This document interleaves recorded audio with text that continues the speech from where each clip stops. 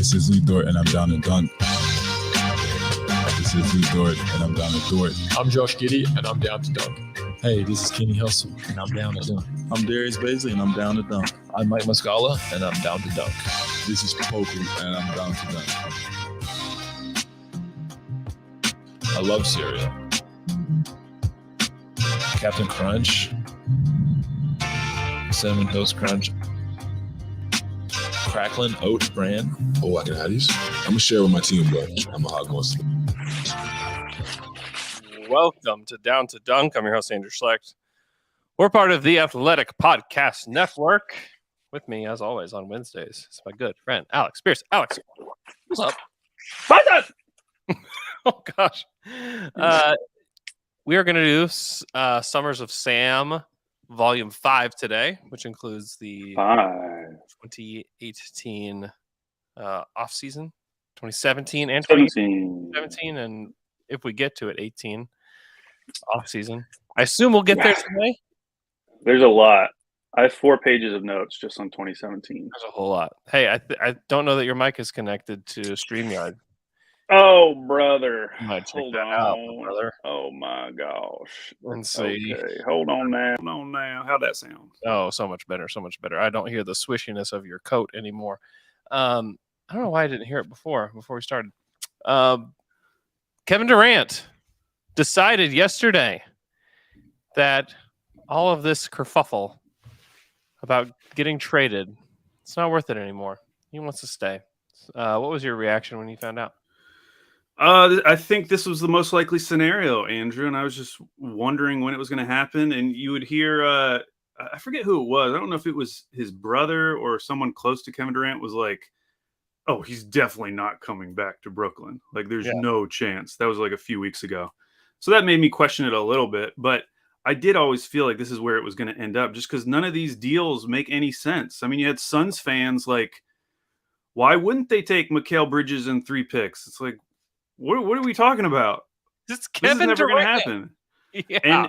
And the Boston deal was the only one where I thought maybe there could be something there eventually, because they are offering up Jaylen Brown. And if you offered up enough picks, perhaps that would be enough to get it done. Clearly wasn't. And maybe it will be in season.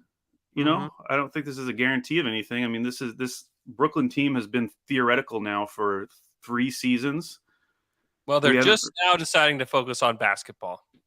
I would appreciate that, because they've been one of the more exhausting teams to talk about in the league. We have to talk about them, but there's very little on court to talk about these last couple of years. Yeah, they've got the boardroom watermark on the Brooklyn Nets press release. How do we Very feel cool. about that? Super cool, man. I love brands. It's very weird. It's still such a weird situation. I think it's if you're looking for a way to tie it to the Thunder, because we are selfish human beings and we need this to be about us somehow, is that possibly these picks that the Rockets got aren't as great as they seemed 3 weeks ago. I forgot about that. Yeah, that is the one reason to root for. Now that you said that, okay, I do want Brooklyn. I really do want this to work. I want this to work. Back in now. Yeah, when you start thinking about it, and Ben Simmons is going to come back healthy. You got a team with Kyrie, who vaccines aren't an issue anymore, so he'll be healthy. KD's healthy. Ben Simmons is healthy. They got a great bench. Hey, Joe Harris is coming back. Royce O'Neal, Seth Curry, Royce O'Neal, Nick Claxton. That's a good team. Is this the most talented team in the East? Is the question that we need to be asking ourselves.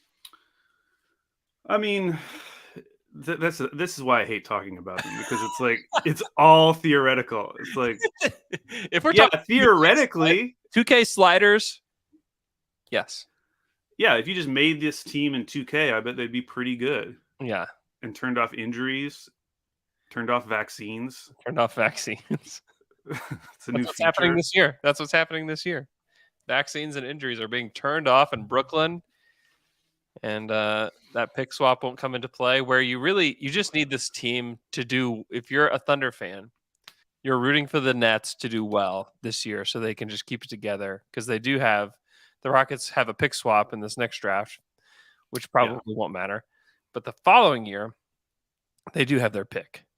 And so You want them to be good. And that's also a year where potentially the Thunder have the Rockets pick. And if things go okay and like the Rockets end up with like the 5th pick, well, that's the Thunder's pick. And then, the Nets could have been be in the 20s. So yeah, and the other thing though is like Joe Tsai does not seem interested in a rebuild, even if they do eventually trade KD. So I think the hope is that even if this doesn't work out in Brooklyn, maybe maybe Kevin Durant boosts his trade value. That sounds weird, but maybe these deals that are coming in, these offers are a little bit better, so that the resulting Nets team is still like solid. Even if they're like 9th or 10th, that wouldn't be too bad for us. Yeah, for us. We're talking about wanting Houston to not get good picks. Yes. Yeah. This is about us. All right. Anything else? I think that's the only thing going on in the NBA. Is in like a month from now, like a little bit over a month. We have Thunder Media Day. We did find out that Vít Krejci is rehabbing an injury. He's not actually playing in the tournament. Yeah. I don't know what injury that is, but I don't know. I mean, he had that knee surgery on exit interview day. I don't know if it's the same one. Obviously, he played in summer league, but maybe he tweaked it. I don't know. It doesn't bode well for Vít.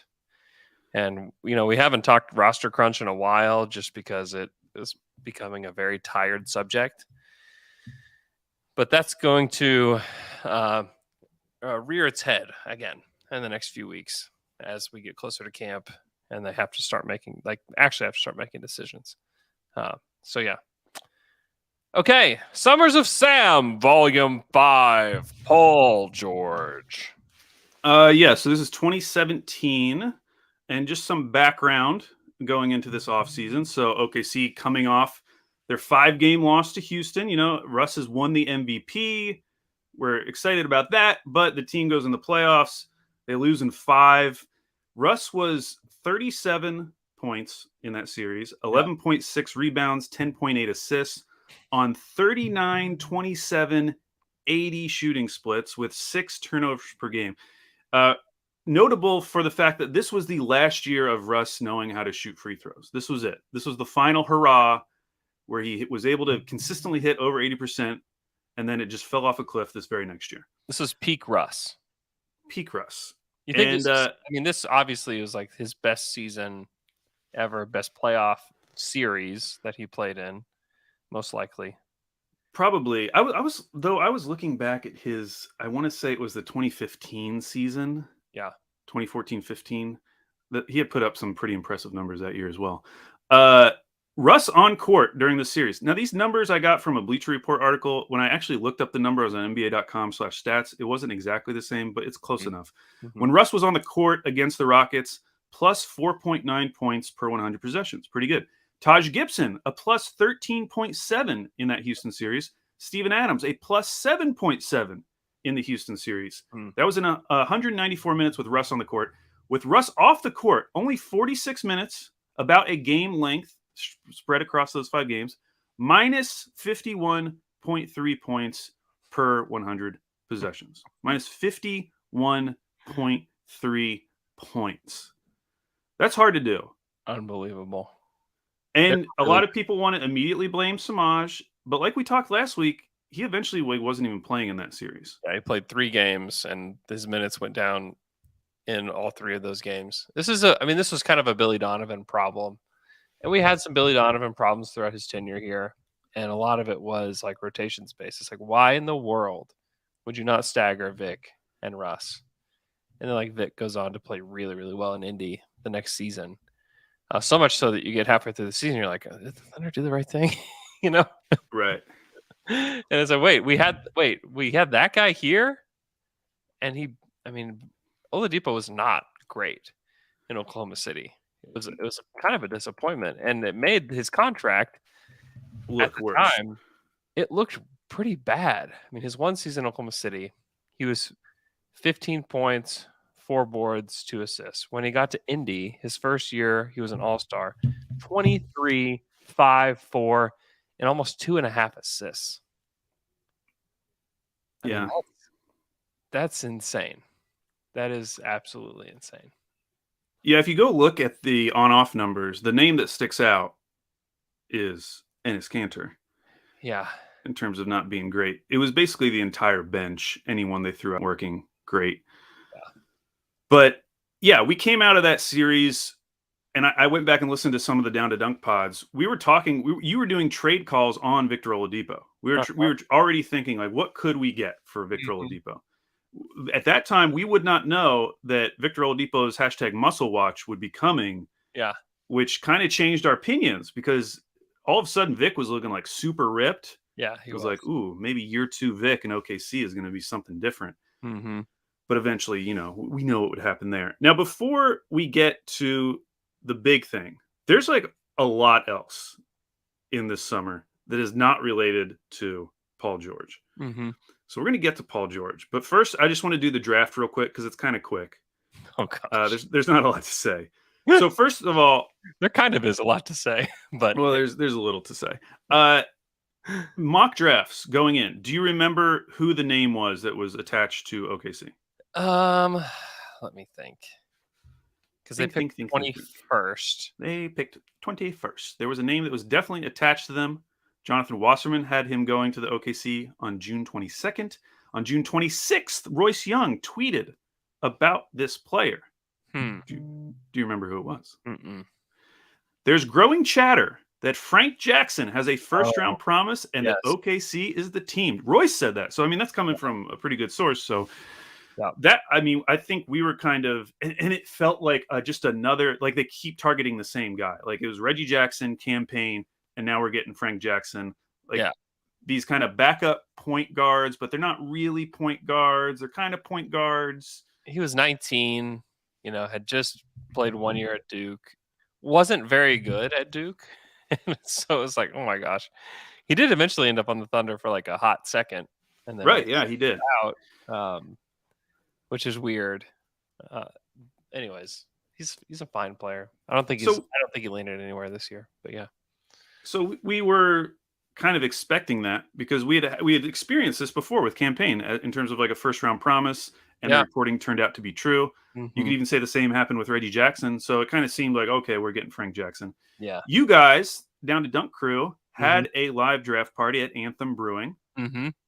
So we had Chicken Express as a sponsor at the time. Chisholm Holland, who is now he hosts the afternoons on the franchise.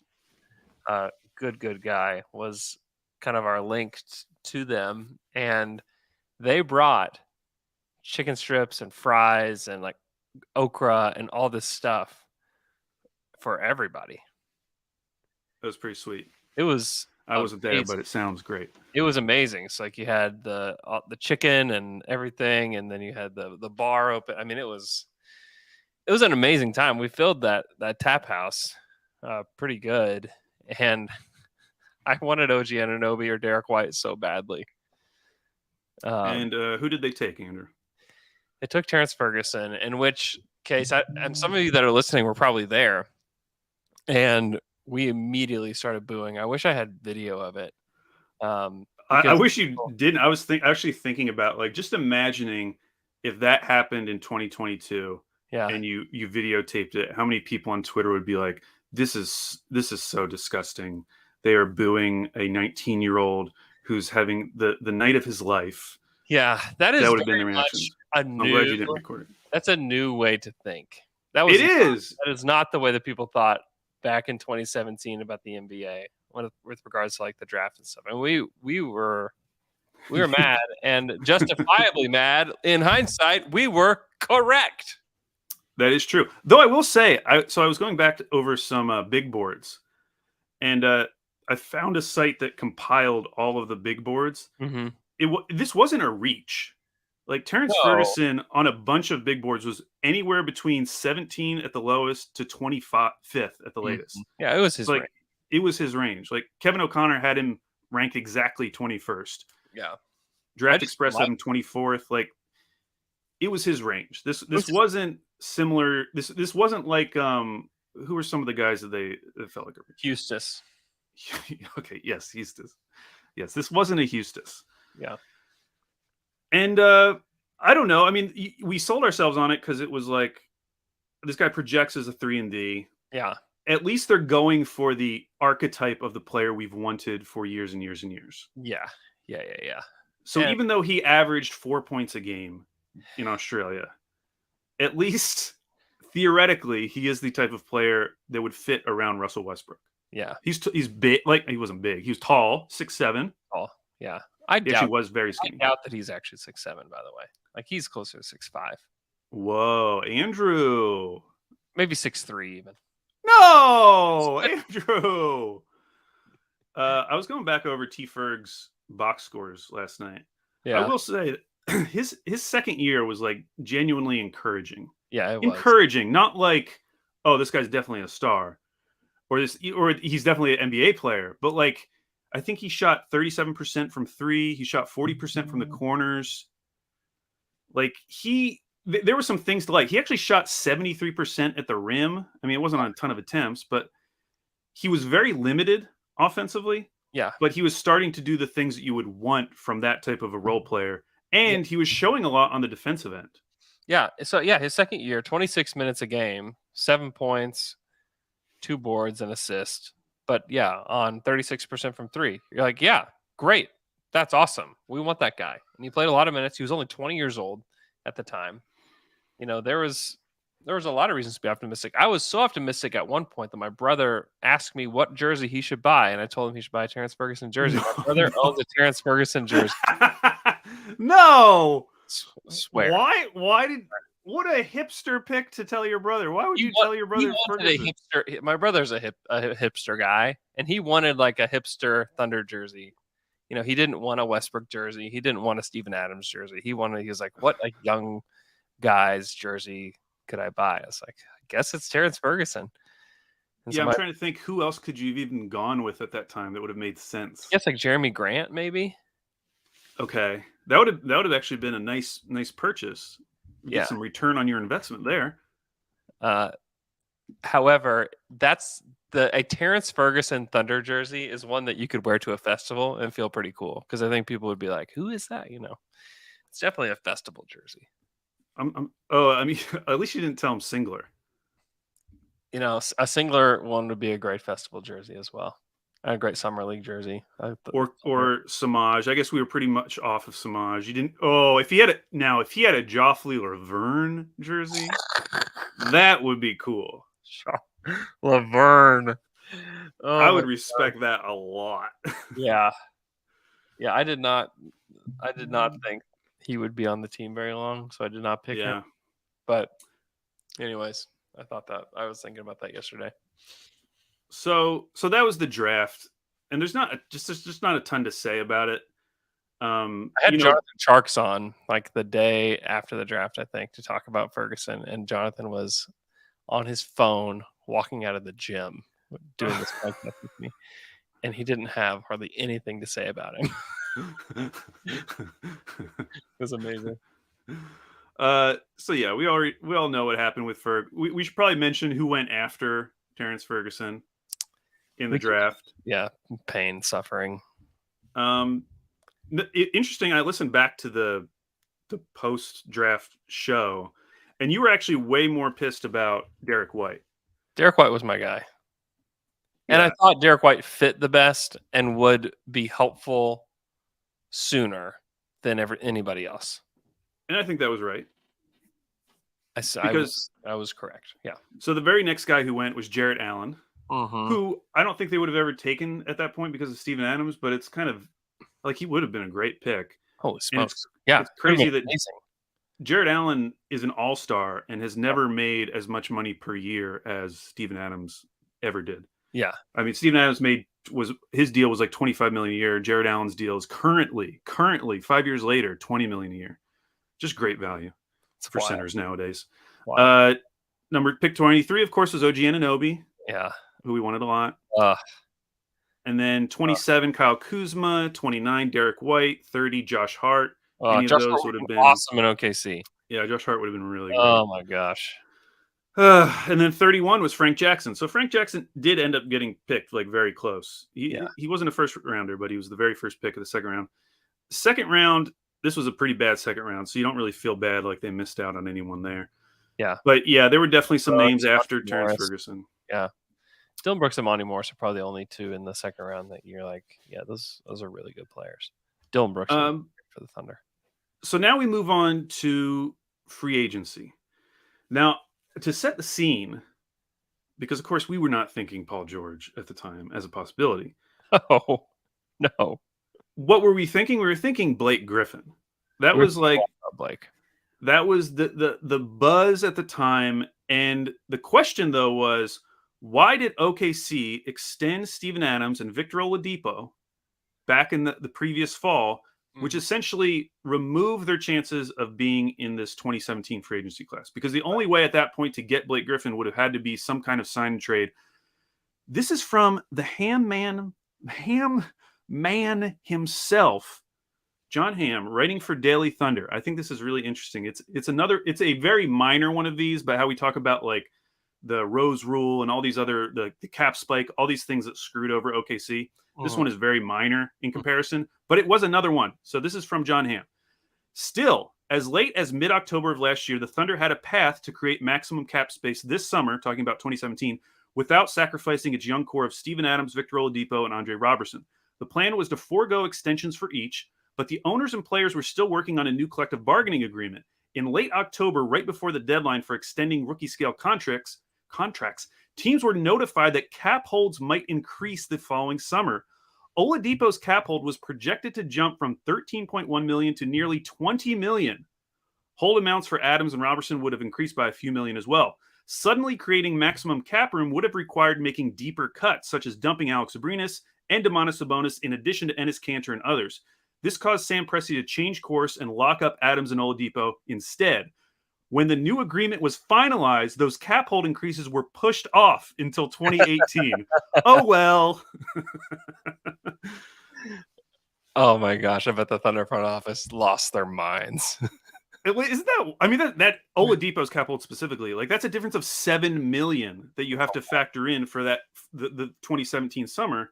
And obviously, if that's going to be the difference, you don't want to have to cut Domantas Sabonis or waive him or trade him in a deal that's not good for you. Like he was coming off his rookie season. So that's kind of like setting the scene. Despite all of that, B.A. Turner for the LA Times, right around this time, reported that several executives expect the Thunder to make a bid for Blake Griffin. And Royce Young, as late as June 28th, this is only a couple days before everything went down, says the Thunder have planned on chasing Blake Griffin for months now. They have to feel their chances got at least a little better now. He was tweeting this after the CP3 trade. So CP3 gets traded from the Clippers to Houston. Yep. And all of a sudden, people are looking at the Clippers like, well, what's left here? Like, you're really going to run it back with Blake Griffin and DeAndre Jordan? Like, what is this? Yeah, Lou Williams, what's going on? Yeah. And so it did seem like there was a possibility, okay, maybe Blake Griffin would be available. So this is how we were thinking at the time. The other thing, the other names being thrown out there. June 29th, Woj. Sources, free agent Rudy Gay hosts meeting in Austin, Texas with interested suitors this weekend. OKC continues to be a team who sees fit. A few days later, Enes Kanter tweeted, "League sources tell Enes Kanter," with a picture of Rudy Gay's locker next to Russell Westbrook's. Yeah. We thought that was like a done deal, essentially. It felt like a done deal at the time. I remember talking a ton about it. I wrote an article about it. I think I used like Vantage Sports stats to like, discuss how he would fit on the team. And I remember like not being very enamored with Rudy Gay. Yes, you were not. But it felt like a done deal. Which in retrospect probably would have been that would be nice to have Rudy Gay. He's better than the guy that we ended up getting that was a power forward. Yeah, honestly, if they got Rudy Gay, they probably do not make the Melo deal. Maybe not. Because now you have Jeremy Grant and Rudy Gay. Yeah. I don't know. That probably would work. The other name, which this one I didn't remember, June 30th, Royce Young tweeted, "Expect the Thunder to be in contact with unrestricted agent Michael Carter-Williams this weekend." I remember that. Oh my gosh. I was not happy about that. I think I did a podcast with John Hamm that Wednesday when that news came out, and we were kind of trashing the idea of C-Dub. No, because it's a terrible fit. It's a horrible fit. Okay, it is, but we were coming off a season where we just seen Samaj Kristen play the backup point guard role. So, like, could it have really been that bad? I mean, it was an upgrade, but it's like that's not the kind of guy that you want playing, backing up Russell Westbrook, or playing next to him. Like, holy smokes! Like, what are we doing here? Going to throw him and Andre Robertson out there with Westbrook? What are we doing here? Shutdown, Andrew. They're going to shut down the whole league. No one's scoring 85 points with that roster. Yeah, no, including the Thunder.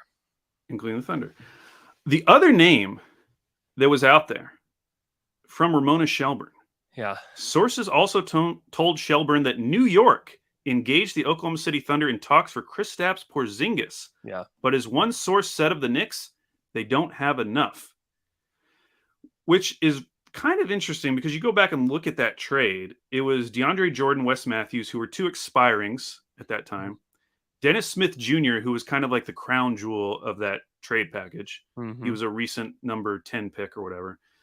They got a 2021 unprotected first and then a 2023 top 10 protected first. Yeah. It's so crazy because nowadays you're like, OKC could easily match that deal. Oh, yeah. Like, barely. It would take like no effort at all to match that deal. Even then, they had the future picks. So, like, I feel like they could have matched picks wise. I guess they just didn't have the Dennis Smith Jr. piece to like really excite New York. I mean, that sounds crazy now, but yeah, at the time. And we knew that they were interested in Porzingis way back at the draft. Yeah, they wanted him in the year prior. They were trying to get him to be in the draft before he actually went out. Was that 2014 or 15? 15? Yeah, I can't remember which one. But yeah, they would have, and they could have taken him like in the teens or 20s, or traded for some pick to get him. But good. He made the right decision because he ended up going fourth in the 2015 draft. They wanted him in the 2014 draft. So just interesting. Yeah, that's when would have worked out a little bit better than Mitch McGary. Yeah, it would have. So those are kind of like the other names that were being thrown out there at the time. Yeah. Meanwhile, the rest of the league is interested in Paul George. Yeah. But at this point, it doesn't seem like there's any way that the Thunder would ever have a chance. It felt like we were at the back of the line with regards to like assets, and it was mostly because of the Celtics because they had that Brooklyn pick, and apparently offered it to the Pacers in like February. So the Brooklyn pick and then several other things for Paul George, and they said no. So not only did they have the Brooklyn pick, but they also had the pick that they would get this summer from doing the Fultz Tatum trade. Yeah. So they got it was going to be a Lakers pick. Yeah. If it landed anywhere outside of 2 through 5, which it didn't, which made it a Sacramento pick, which you'd think, oh, that's awesome, unprotected Sacramento. It became the 14th pick. Mm-hmm. It was the pick that became Romeo Langford in 2018. Mm-hmm. So, but that was like a juicy pick at that time. Yeah. Very juicy. Yeah. So I want to read some of the chatter, the league-wide chatter about Paul George at the time. June 18th, Woj reports sources, All-Star Paul George tells Pacers he plans to leave franchise in 2018 free agency, prefers Lakers. This was out there from the very beginning. Yeah. And it wasn't even like second, I guess it is secondhand reporting, but it's literally Paul George telling the team that he prefers the Lakers. Mm-hmm. There was no like secrecy involved. There was no 5-team list. It was the only name you ever heard was the Lakers. Mm-hmm. And Chris Mannix reported that teams are trying to decide what's the appropriate cost for a player who they're being told pretty adamantly by Paul George's camp will be a rental. No matter who you are, no matter who has checked in or who potentially will check in, they're going to be told that Paul George is going to play the season out and he's going to be a Laker. That's his plan. Mm-hmm. I guess I knew that at the time, but I kind of forgot how like definite it seemed, mm-hmm. which kind of puts what OKC did in perspective. Like obviously it's amazing that they got Paul George and then got him to resign, which we're going to talk about. But in that context, it was shocking. It was like not on the radar. One, we didn't feel like we had the right assets to get him. Right. I remember the day of the trade, I was talking to Brett Dawson, and we were talking about how the Thunder are like kind of screwed. Like this is their team. Are they better than like if everything went perfectly, they're like the 4 seed, you know? Yeah. In the West. And you don't really have a path to the West Finals. Like this is your Westbrook team, and like this is what you're going to be. And there's no way out because like you can't really trade Vic for anything better than Vic. You can't trade Ennis right now because Ennis, his contract felt like an albatross. There were just so many things about it that just felt like, oh man, like and at the time I remember talking to him like, man, they really just need like Sabonis to be really good. And he was coming off like his rookie season was legitimately bad, and they couldn't play him in the playoffs. I mean, yeah, that's a really important point because Sabonis would have been like that kind of Dennis Smith Jr. piece. Yeah. If you're trying to make a big deal for a superstar, because he was a lottery pick, he was a rookie, but his rookie season was so bad that people weren't like super excited about Sabonis at that time. Here are his rookie season stats.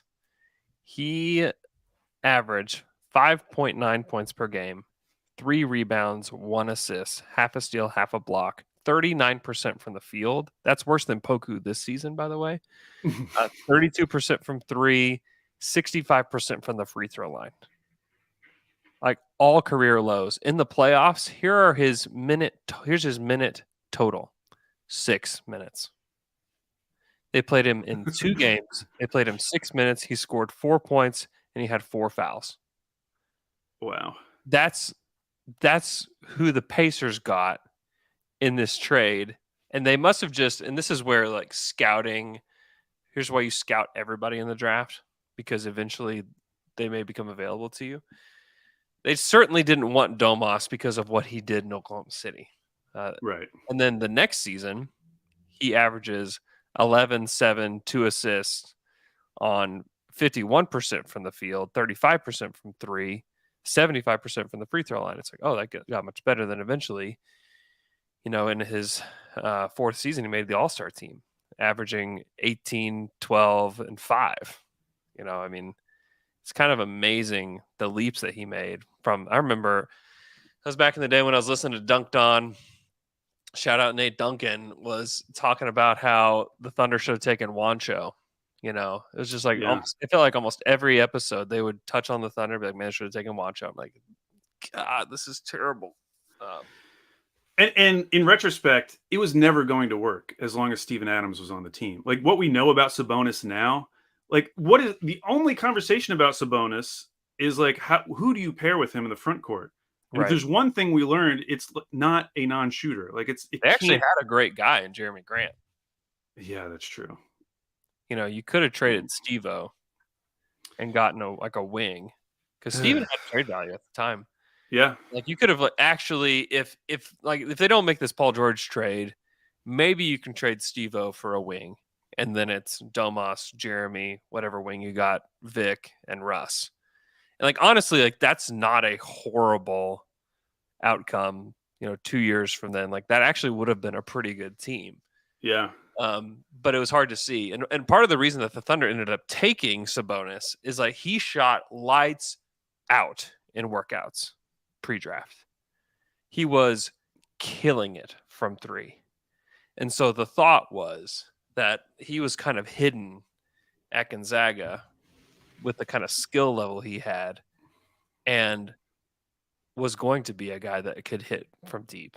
And that ended up just not coming to fruition at all until maybe this year. Like all his off-season videos are him taking threes. Yeah. And so like he took, let me see what his totals were. His rookie season, he took 159 threes. He was 51 for 159. In his second year, he took 37 threes. In his third year, he took 17 threes. Wow. Unreal. They were just like, nope, that's not who we saw you as. Yeah. Workouts with us. But apparently he just absolutely killed it at the workouts with the Thunder. And so that was like part of the reason why they wanted him, was that they thought that he could develop into something more. Man. Okay, so I want to read off just some of the teams that were engaged with the Pacers Okay. about Paul George. So Woj, Indiana and Boston are engaged in serious talks on a Paul George trade. Adam Kaufman, who does a Celtics pod, he heard the offer was Jay Crowder, the LA Sacramento pick acquired in the Fultz Tatum trade, a non-Brooklyn first and salary filler. Woj confirmed that the Celtics plan was to sign Gordon Hayward. This is the Gordon Hayward summer, then deal for Paul George, but Pacers didn't want to wait. League stunned. Mark Stein, league sources, Cavs, Pacers, and Nuggets have discussed a three-way deal that would land Paul George in Cleveland and Kevin Love in Denver. And Woj confirmed that and said Gary Harris and a protected first from Cleveland would have been the return for Paul George. Wow. Portland offered 3 firsts in that year's draft, the 15th, 20th, and 26th, which this is the draft they traded up for Zach Collins, so they did eventually trade some of those picks. Yeah. Plus any non-Big Three player. So their Big Three was Dame, CJ, and Nurk. I went and looked at their roster. There's no one you would possibly want from that team. Maybe Noah Vonleh at that time. Maybe you'd still be excited about that. Brian Windhorst, the Rockets are trying very hard to land Paul George to pair with CP3 and Harden. I remember that. Tim McMahon, source on Rockets, they think they are getting Carmelo or Paul George. Yes. Oh my gosh. I remember that feeling so good at the time that not only did they not get either one, we got both. I remember that. Both. It's similar to like we still have the same feelings about the Rockets like at the beginning of this pod. We're like, hey, great, Kevin's staying. Awesome. It's going to hurt the Rockets, which is good for us. And then the last one, Mark Stein reported Pacers and Lakers have engaged on Paul George trade talks in advance of Thursday's draft. He followed up saying, can the Lakers now land Paul George by offering Thursday's number 27 and 28 picks and either Julius Randle or Jordan Clarkson? They're trying.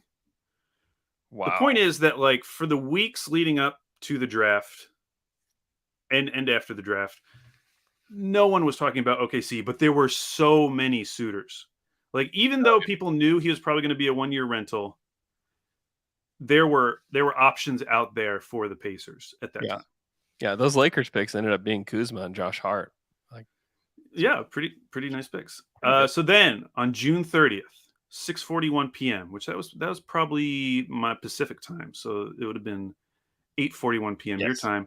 100%. Ramona Shelburne, Paul George has been traded to OKC per sources. No other information, just Paul George has been traded to OKC. And if you go back and look at the tweet, the replies to it, it's just a bunch of people like super confused because what could they possibly have given them to make this deal work? Yeah. It was like, was it Steven Adams? Is it like what did they do? Because it didn't, like we just stated, Domas was bad.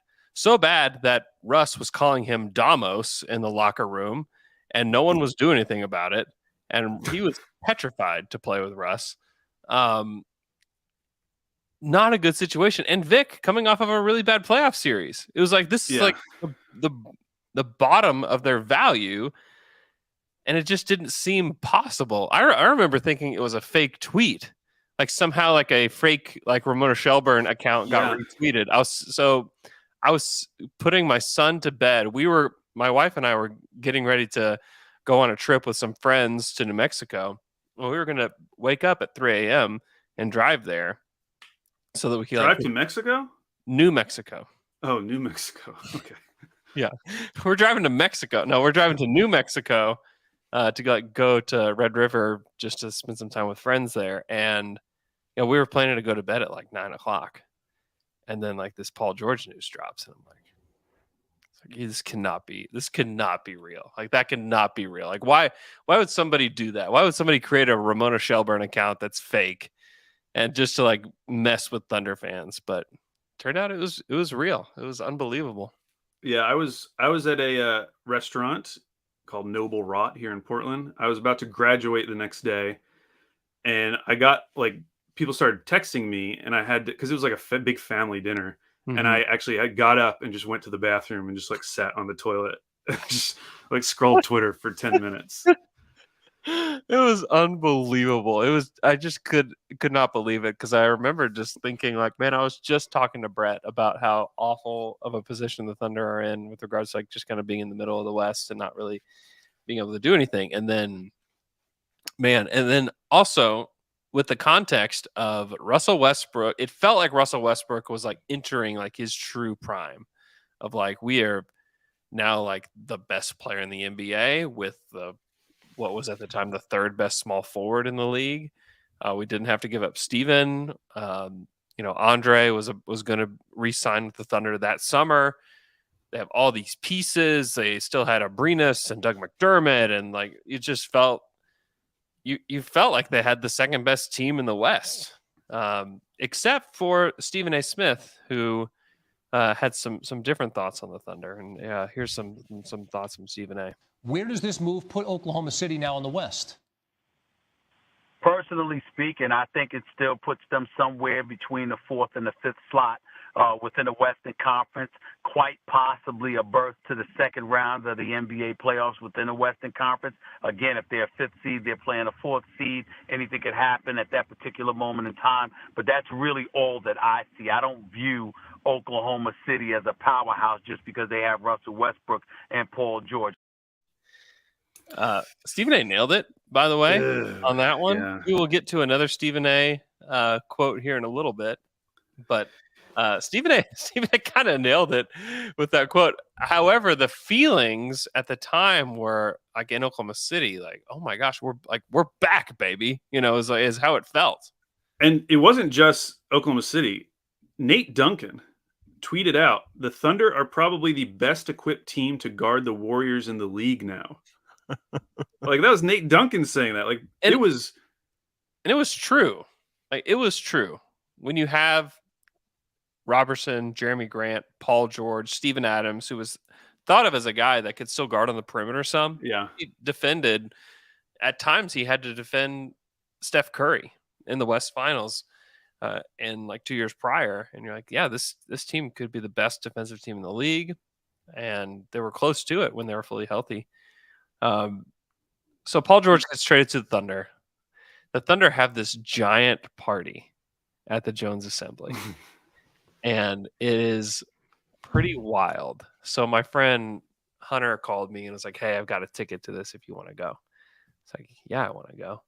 They handed out these shirts at the party to everybody.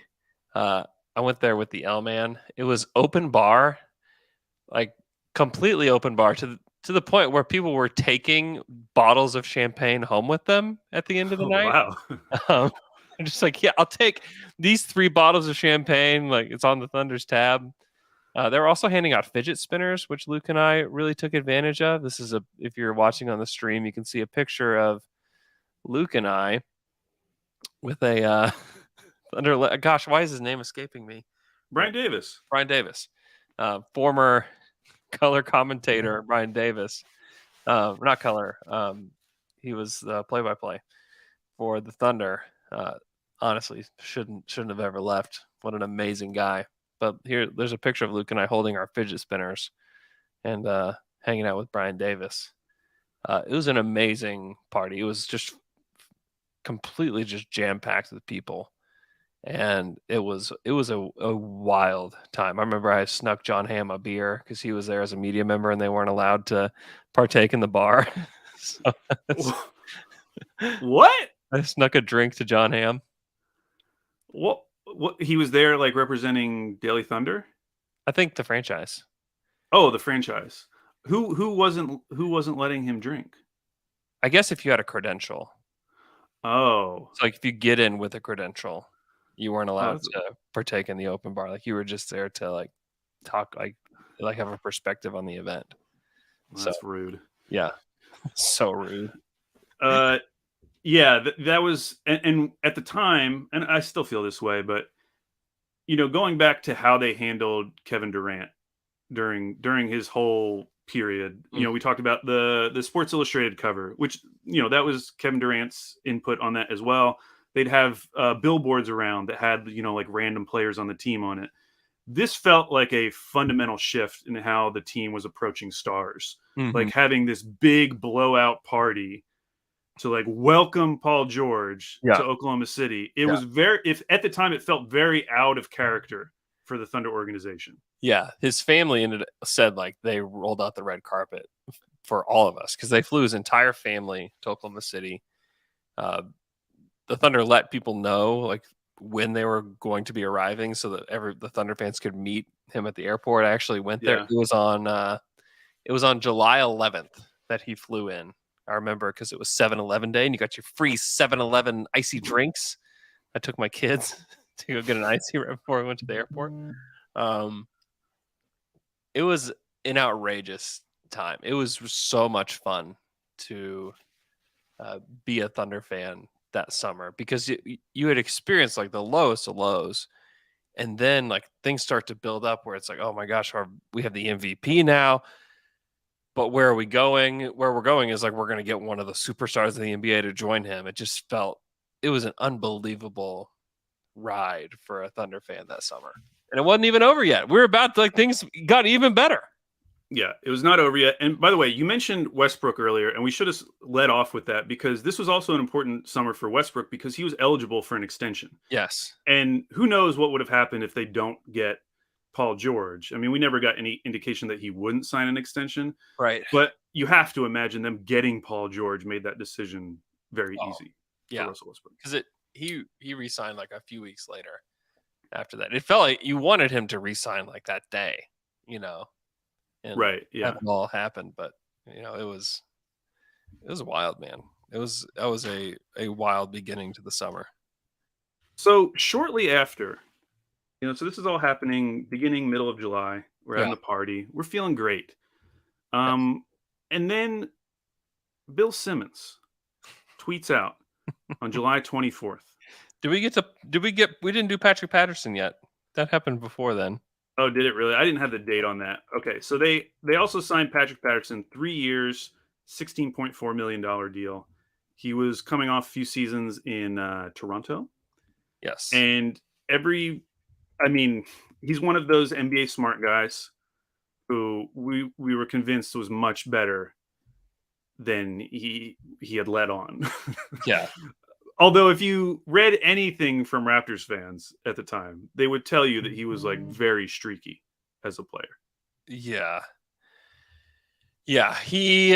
Raptors fans were warning us at the time. Like, this guy's he's not quite as good as you think he might be, but he felt so perfect for the Thunder because all they needed was somebody to space the floor and to like move the ball. And like those are things that Tupat could do. And I remember at the time thinking, oh my gosh, this is so much better than having Rudy Gay, because it was like most of Tupat's shots were threes. A vast majority of Rudy Gay's shots were mid-range shots. And so it just felt like such a great fit at the time. And when you're trying to compete against the Warriors, you needed a guy like Tupat, to space the floor for Westbrook. He felt just so perfect. Yeah, so some of these other deals probably happened before the Melo deal as well. So, for instance, Raymond Felton ends up signing a 1-year deal. Did happen. I found out about that one. I was at Whitewater Bay. Nice. Yep. I don't know why that would be an event where you would need to remember where you were, but cool that you remember it. I was in the Whitewater Bay parking lot walking out like, oh my gosh, we just got Ray Felton. At the time, we needed a backup point guard so badly. Like, just needed somebody competent that could spell Russ for 12 minutes a game. And he's, at the time, seemed so much better than like Michael Carter-Williams or Samaj or like anybody else. It's just like, can we just upgrade this spot somehow? And Ray Felton felt like, just to get free agents, you get Tupat and Ray Felton in the same offseason. Those were two of the better free agency signings for the Thunder ever. It's in the top 5 best free agency signings. And that's mostly just because we don't get free agents. But to get both of those guys, it just felt like, oh my gosh, like it's happening. It's all coming together. That's how it felt at the time. I think I did emergency pods for both Tupat. Actually, I did one from New Mexico with Fred Katz on 2Pat. And my internet wasn't good enough. I had to have Fred upload it for me because my internet wasn't fast enough. And then the other name, well, so Nick Collison comes back on a 1-year deal, and it's known that this is going to be his final season. Yeah. At that time. Then Andre Robertson, yeah, gets a 3-year, $30 million deal, and the part I had forgotten that he had turned down a 4-year, $48 million deal the previous fall. So when they were doing those deals for Steven Adams, Victor Oladipo, they had also offered Robertson 4 years, 48. I remember that. Knowing how it played out with his injury, I mean, I don't think it would have really mattered because it would have gone into that that first tank season, I think. Yeah. When they had kind of cleared. But I wonder if that would have limited their ability to do any of those deals. Although it may kind of imagine that 4th year probably would have been a team option. Gosh. Yeah. And you forget, like, it's easy to remember that Robertson couldn't shoot. But, and Thunder fans that were watching the year don't forget, but like he was so good for them that season.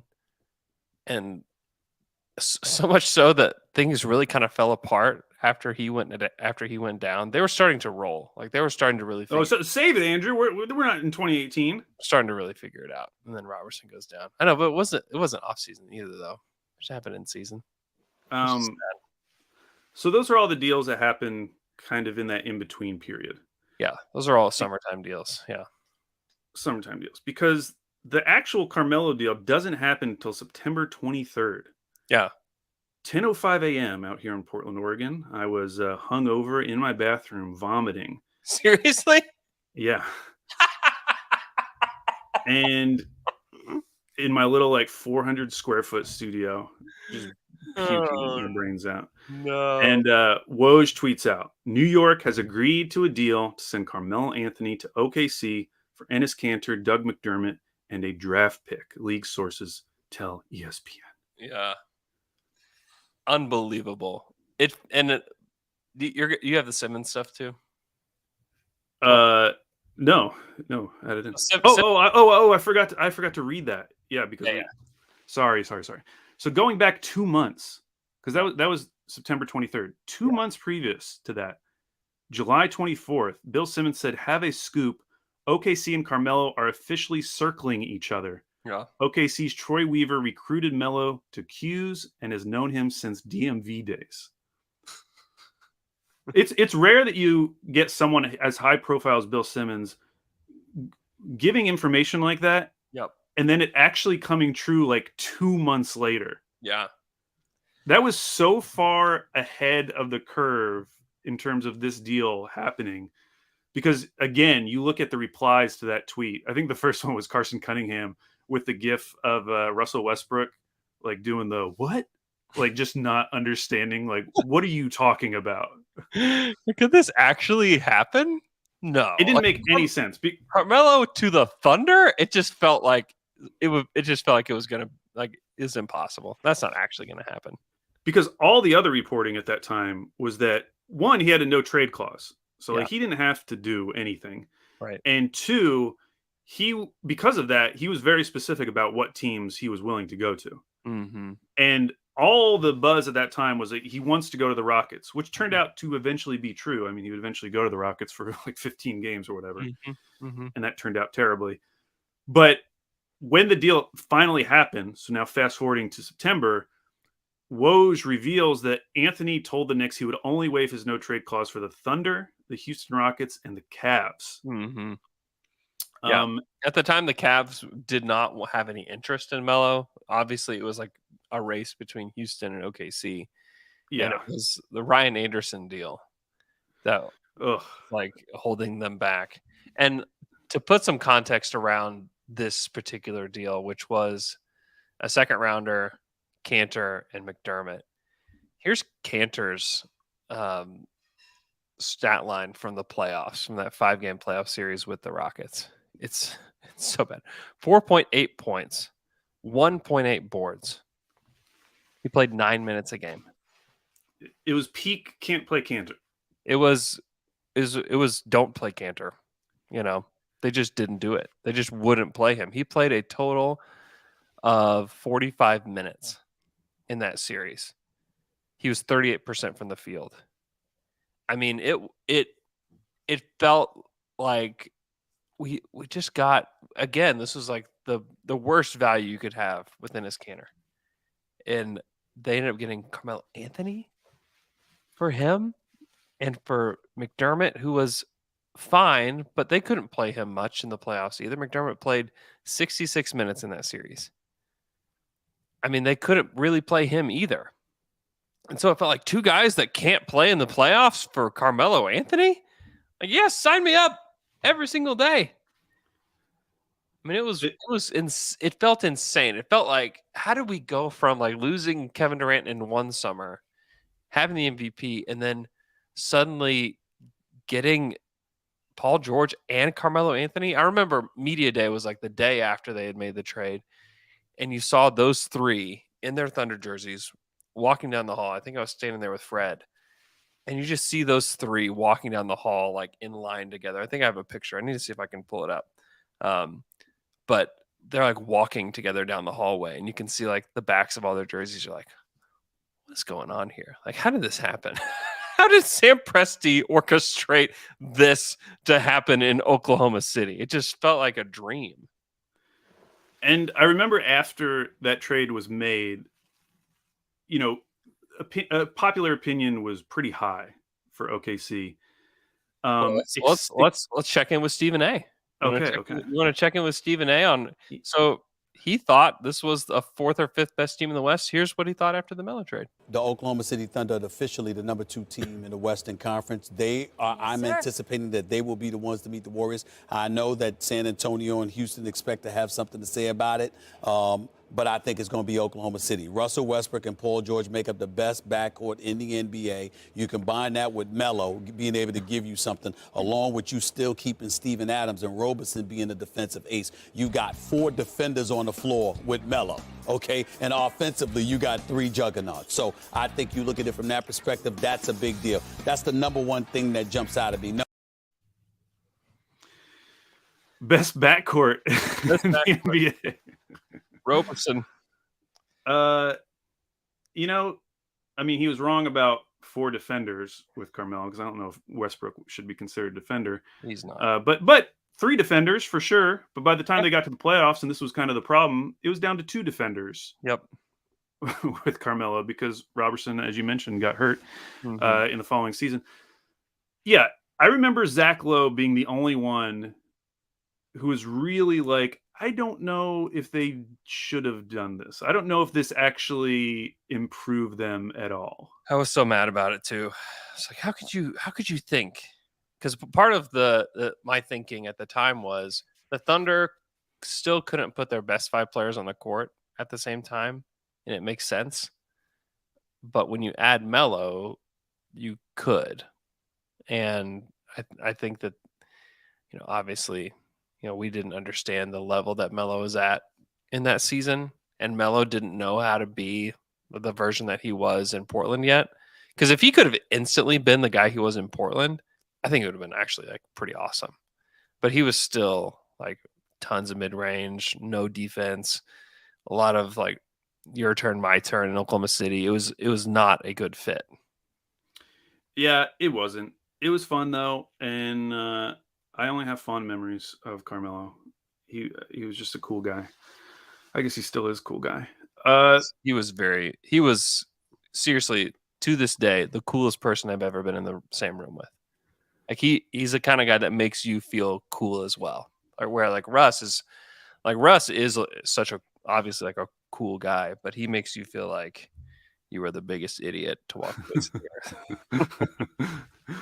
So the Carmelo deal happens, and I mean, what else could possibly go right this summer? Then we get the report, Andrew, September 24th. This is a day after Alex Kennedy.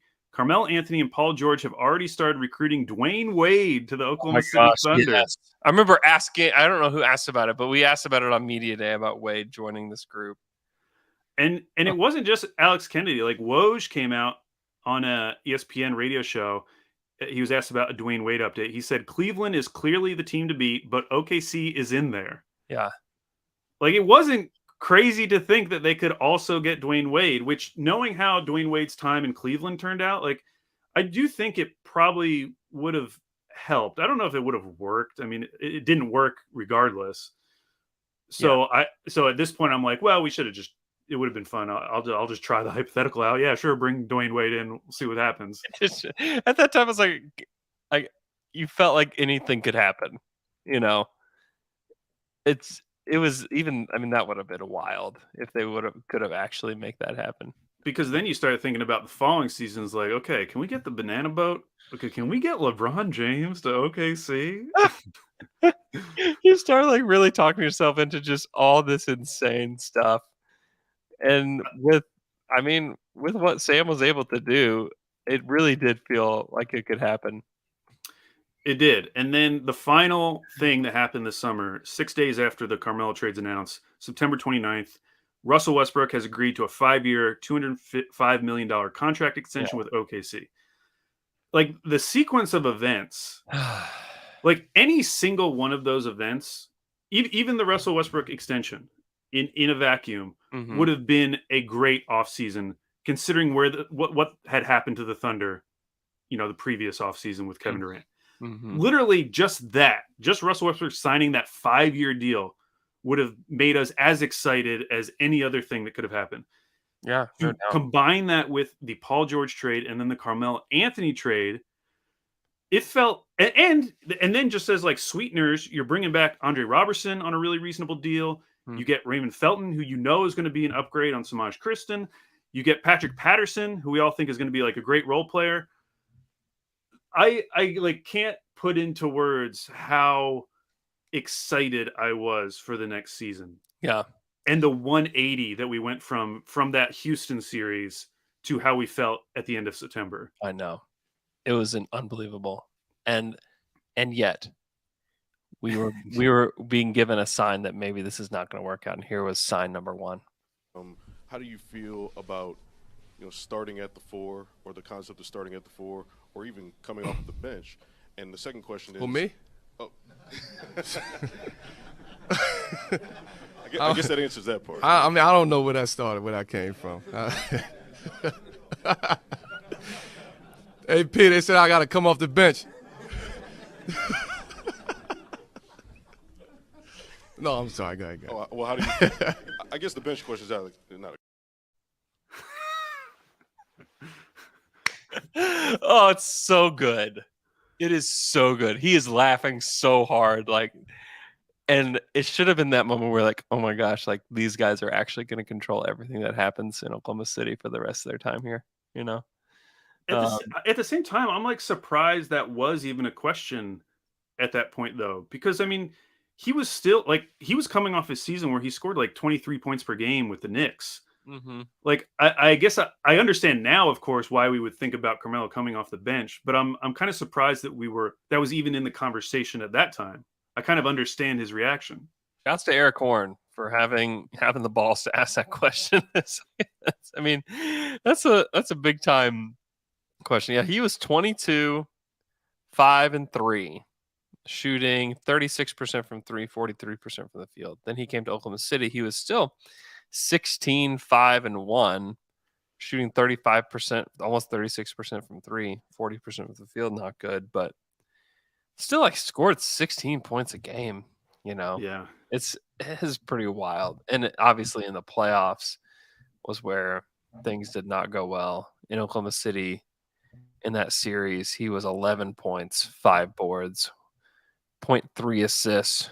He was 37% from the field, 21% from 3. Let me see what his totals were. He took 28 threes. He was 6 of 28 against Utah in that playoff series. He was really bad. Do you think we should? Oh, go ahead. Yeah. Oh, I was just going to say that it was just about playing Jeremy. Jeremy Grant. Yeah, for sure. Fit way better. Do you think? Because I don't think 2018 will actually take that long. Do you want to just roll into it? We're at an hour 4. I know, but the draft is nothing. It's literally just Paul George. We can do it. Yeah, we can do it. Yeah, let's do it. I've got There's a lot, but we can do a long pod, whatever. Do you think we should wait? We can wait. We can save it. Maybe we should save it. There's a lot. There is a lot to get into in this summer too. I think all of the Paul George narrative stuff. I think we can really dig deep. Yeah, because you probably have some good clips from that time too. Oh there were a lot of good drops. Oh, I've got some great clips. Then let's save that. That's the summer that I have that I'm most excited for. But yeah, I mean, let's go back. I want to look at what night one, like the starting lineup and like what the 17-18 season. They played the Knicks opening night. They beat them 105-84. And it probably Paul George came out, had 28 and 6. Melo had 22 points. Wow. Westbrook had a triple double, 21, 10, and 16 assists that night. Jeez. And and the bench didn't do a whole lot, but they didn't need to. It just felt like, wow, we've done it. And then a sign of things to come in game 2. I didn't remember this. They lost to Utah 96-87. They scored 87 points against them. Westbrook in that game played 36 minutes. He was 2 for 11, 6 points, 13 boards, 9 assists. Melo had 26 points. Oh my gosh.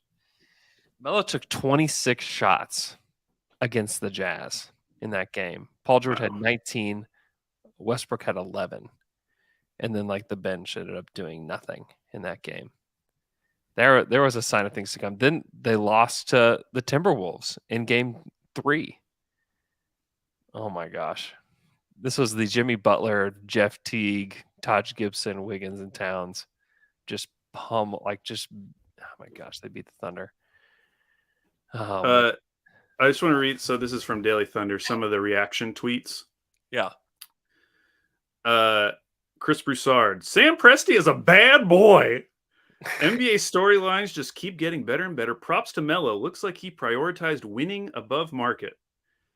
Zach Harper.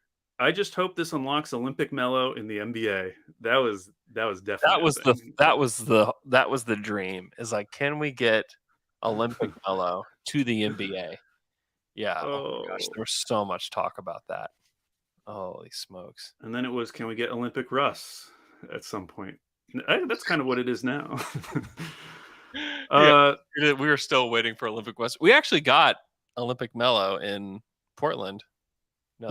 That's about as close as you're going to get. Yeah.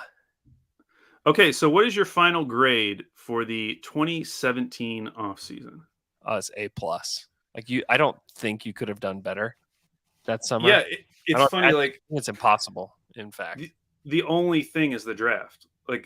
If it was an hour ago, but we started this talking about Terrence Ferguson. Yeah. But in retrospect, with all of the other things that happened, it seems like so minor. Is a drop in a bucket. If they would have just taken Derek White, or if they would have taken OG, I mean,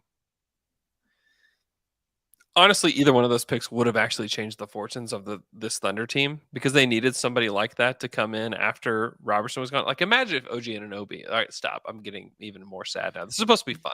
But even with that, I still think it's an A+, because that run of deals, and specifically turning who those assets were at the time, meaning Oladipo and Sabonis, into Paul George. Now, it ended up being a really nice trade for the Pacers, which we would eventually find out. Turns out the Oladipo muscle watch was true, and it did matter. He became an all-star, and then, of course, Sabonis becomes an all-star. But at the time, to turn those assets, which felt very distressed at the time. Yep.